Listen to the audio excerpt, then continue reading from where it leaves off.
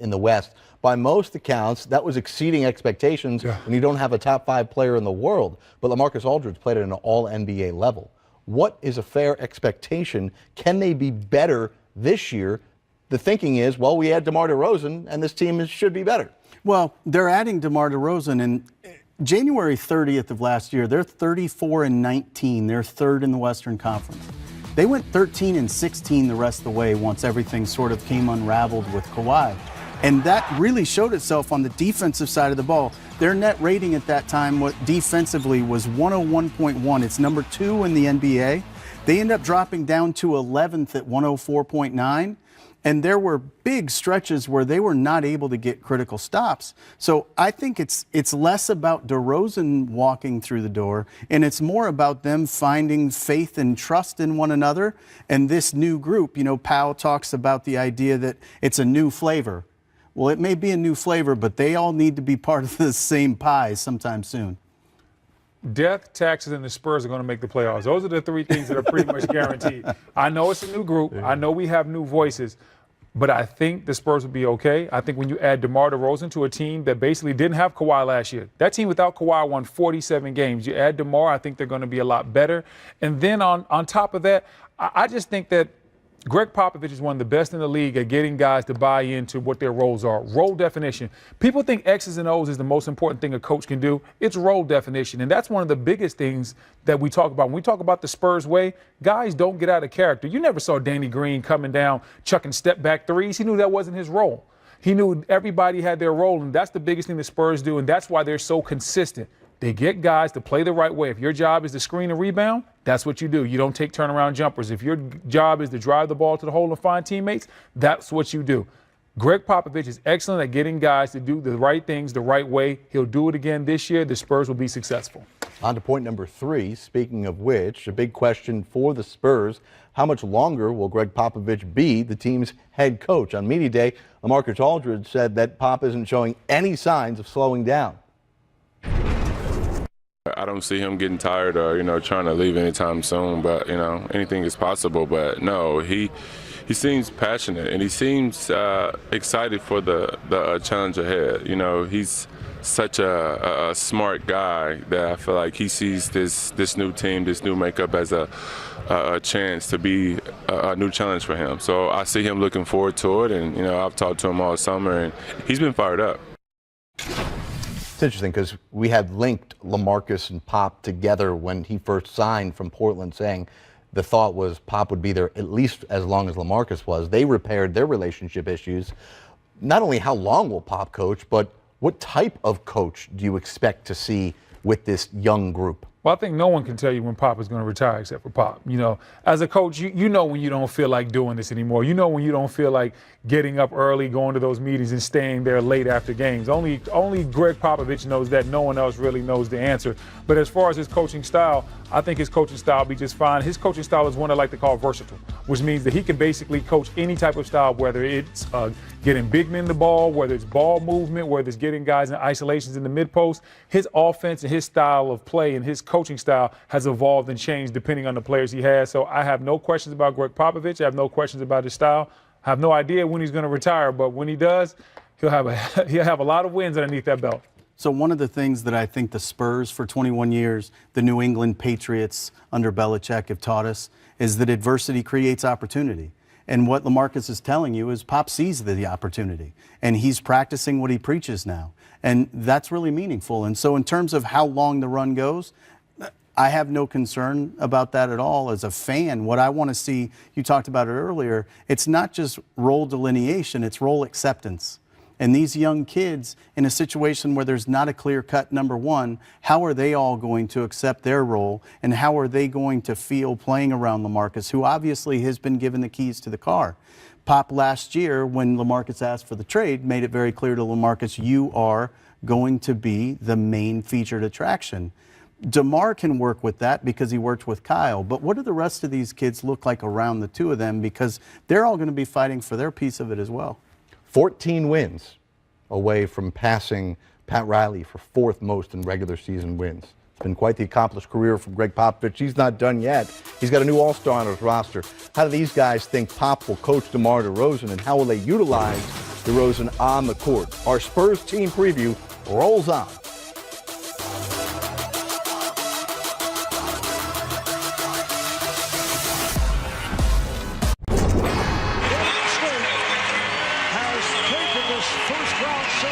News from around the NBA, Tony Parker just signed a deal with Charlotte. It's going to be really bizarre to see him wearing any other jersey. The Kawhi Leonard saga is over. The Spurs traded the disgruntled All-Star along with Danny Green to the Toronto Raptors. The end of an era in San Antonio. The great Manu Ginobili says so long after 16 years and starts the clock on his Hall of Fame induction. All that leads to this, a very jumbled up projected depth chart. And I think this is a very fair 5 to assume might be the opening night starters that Greg Popovich throws out there. But I'd find it hard to believe this is the lineup that would end the season, just because, as Greg Popovich said during media day, if Lonnie Walker proves he's an all-star from day one, I'm not sending him down to Austin. I'm playing him. Right, so we bring in B. Wood and David Griffin to talk about some of these guys. And let's start here with the draft pick, Lonnie Walker, a guy that many have high hopes for this season. Had a chance to watch a lot of him because, of course, he's an ACC country playing in Miami. And when you watch him play, he kind of struggled early on in Miami. But what always popped off the screen is he could get wherever he wanted to off the bounce. He was very confident, and as the season went along, his game got better and better. He started making plays. You started seeing it sometimes in the summer league as well.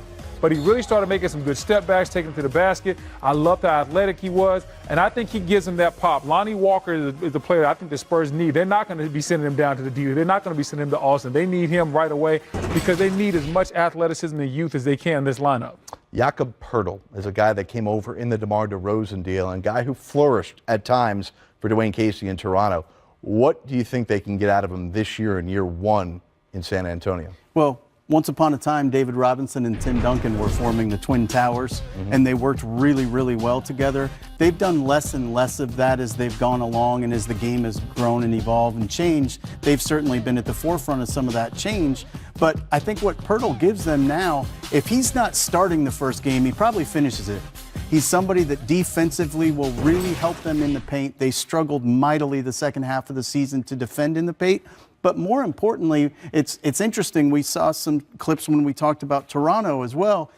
Poeltl can actually initiate offense for them a little bit, and that'll play to DeMar's strength somewhat as well. Yeah, I think having a guy like Poeltl is great for you because he can start or he can come off the bench. He's not going to complain either way. And then his skill set, the versatility, that's what the NBA is all about. They say big men are dead. No, big men that can't play are dead. Big men that are versatile have a place in this league. Jakob Poeltl is very versatile. We saw him doing some dribble handoffs in the highlight. Sometimes he's crafty. He can keep the give, make a play, come down the lane, give you a dunk or two. So he can do a lot of different things from this elbow area, and that's very important when you have somebody like DeMar because they're probably looking for him to slice and come off some pin downs as well, and they can get some quick, easy shots. DeMar DeRozan said during media day, Jakob Poeltl set some of the hardest screens he's ever run into in his life during practice up in the Toronto days. Greg Popovich, speaking about how to use DeMar DeRozan, said he learned his lesson with the issues they had with LaMarcus Aldridge a couple of years ago. He's already an all-star, and he plays a certain way, so there'll be some things that we'll try to add to his game if he's willing.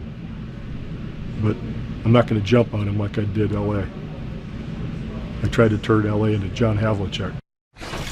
Okay, a couple of things here about this. Number one, the Spurs were ahead of the time with shooting the three, and then they've kind of regressed back to the mean, right, and become a team that's worked inside. So you think naturally that fits DeMar DeRozan, who's been a mid-range assassin. But on the other hand, we saw DeMar DeRozan last year make more threes than he ever had in his career. And I also want to point out, too, he became quite the playmaker, averaged more assists per game than many starting point guards in the league, right? So let us see here out in the court how you think Greg Popovich implements DeRozan into this offense.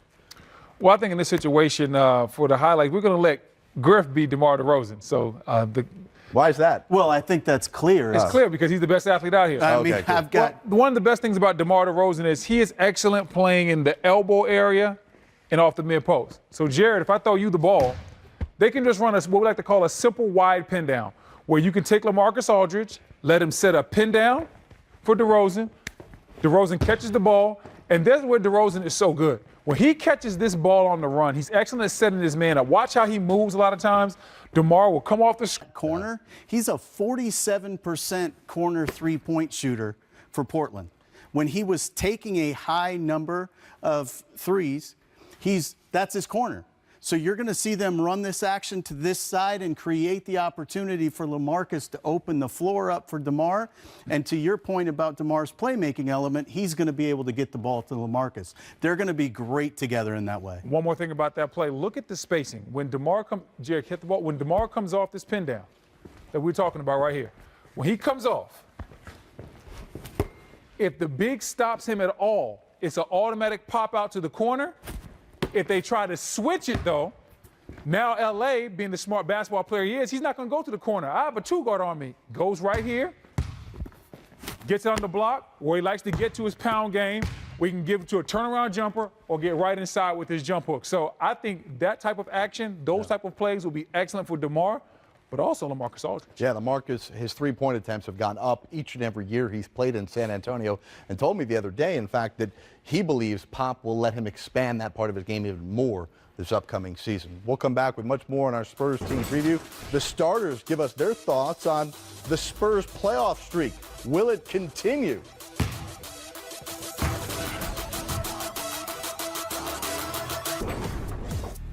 Number 7 point on our Spurs team preview. Summer came early for the Spurs. Pau Gasol, who's out over in France to see fellow Spaniard Rafael Nadal win the French Open. And then the two paired to open up a restaurant in London. Pau's excited for it. Oh, what will they serve him? Some good food. And free food, hopefully, if we go there. Greg Popovich got some early work in this summer with DeMar DeRozan in Vegas at USA basketball practice. Wonder what they were chatting about there. Now we go across the studio. Skeets and Lee from the starters for the game of True or False. From the starters with your next point about the San Antonio Spurs, and the question is, will Brent Barry destroy the franchise? I'm just kidding. True or false? This is finally the season the Spurs won't make the playoffs. False. It's false. Until it happens, I'm never going to say it's true. Because they're going to make it for a 22nd consecutive year. Yes, because last year they made it without Kawhi Leonard. Right. And this year they've got DeMar DeRozan, who's still a starter. He knows how to score. He's a veteran. So Popovich has got his good players in LaMarcus Aldridge and DeMar DeRozan. They've also got some nice young pieces as well there, particularly Lonnie Walker, who we saw a lot of at Summer League. So I like that. The Spurs just grind out wins. It doesn't matter who's on that team. You or me could probably go there and they'd still make the playoffs. So I think they still make the playoffs. And they're going to miss Tony Parker and Manu Ginobili. Not as much as I'll miss Manu Ginobili, of course, but the Spurs are just one of those teams. They know how to win. They've had a lot of turnover, though. I mean, you see who's new and who's gone. No Parker and Ginobili. It's weird to see. It's going to be very weird to see Tony Parker in a Hornets jersey. Ginobili obviously retiring. Oh, man, I think last year I was leaning towards, that last year was not going to be the year they made it. And it got close. They still win 47 games, and that's with Kawhi playing 9 of them. You're right. But remember how they closed out that season as well, because that was like basically the last 10 games of the season, and they went on a great run and they got in. And that's how Popovich, that's his experience. And then again, a guy like DeRozan, I mean, people are sort of saying, wow, Kyle and DeMar aren't together anymore, but DeMar's an all-NBA player. So that's a great player you're getting. And Kawhi Leonard, 9 games last year, so the Spurs won without him. Their defense is always going to be generally, top of the league. Popovich, that's just what he does, top 5, whatever. But I do wonder, can you win in today's game with DeMar DeRozan and LaMarcus Aldridge, two of the best mid-range shooters in the game? Not a lot of threes on this team that are going to be hoisted or hit. So that's the real question. Can Popovich figure that out to make it work with two of these guys? Of all the coaches in the league, it's going to be him who can figure it out. Because remember LaMarcus Aldridge, they nearly traded him a year ago, and then he came back to all-star form. Yeah. So he's going to have some sort of way of figuring it all out. Let's hear from you guys. Is this the year the Spurs finally don't make the playoffs? True or false? Let us know on Twitter at #TheStarters. I'll be tweeting at you, Skeets, I promise. We come back. It's prediction time. B. Wood and Griff. Not only the playoffs, but how about 44.5 wins? Can the Spurs go higher than that win total for the upcoming season? Spurs team preview point number 9. Last year, the streak of consecutive 50-win seasons snapped at 18. But playoff streak is alive. This year, they look to make it 22 straight years going to the postseason. If they do it, they match the Philadelphia 76ers for longest consecutive playoff streak in NBA history. Let's talk postseason. Let's talk wins. We'll put the number at 44.5. B. Wood, more or less than 44.5? Postseason, I definitely think the Spurs are going to the postseason. That's just the Spurs way. They always find a way to get there. I also have them going north of 44.5. I see them around besting their 47 that they had last year because I see DeMar DeRozan being a bigger part of this team than Kawhi was for their last season. So 47 was the 8th seed last year. They'll be north of 44.5, but I think they're one of 5 teams to get 3 spots at the bottom of the West. Do they get it? They're in. They're in? Come on, man. You already know. It's the Spurs way, baby. B. Wood Griffin, our staff.